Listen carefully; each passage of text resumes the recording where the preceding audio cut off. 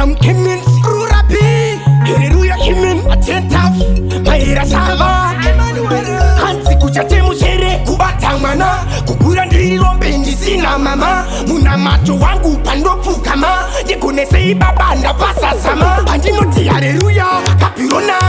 Rurabi, Musondiwana, Saka Ipando Kumbira, Mundikanganira, Yekunese Babandisa, Rwendo, Pangu kwa Peru, Pakupaneka Kupe, Utea Musumbo, Wachida Nikumbuke, Pamenebu, Parimendi Buke, Natura Masa, Nakara Parkuke, Tiribe Rwendo, rwenherera, Musotsi Pamatama Yoyerera, Bando Chemandi Sinawe Kuchemera, Aveu Kamadari Majibasira, Rwendo, rwenherera, Musotsi Pamatama Yoyerera, Bando Chemandi Sinawe Kuchemera, Aveu Kamadari Majibasira, Parubuda Suva, Chaniri Nasisandi Sosanoda Kuva, Makati Mucha Toka Pachakwana Nguva, Mucha Simta Marombe Kupa Kuruva, Penyu Wamu Isotu Mane Kumora, Mere, Tino Karandichi Bongo Mora, Van Joshua, Kutindi Kutinga Sora, Aba Fare Kundi Wanandichi Budirira, Tiripe Rwendo,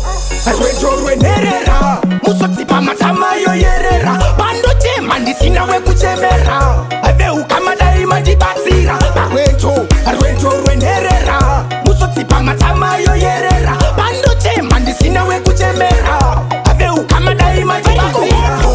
Bakaniro Natsimba, Kutosimta Msuro Wondi Tikamtipa, Mukimenti Wondi Karadare, Kwatena Sikudora Kakwira Mawere, Kasama Tenga, Buruta Isimba, Tino Dambambo Semunu Wano Chima, Tifambe ni One Pano, Terwa Makomba, Antiko Pisa, Kasama Pisa Rema, Tiripe Rwendo,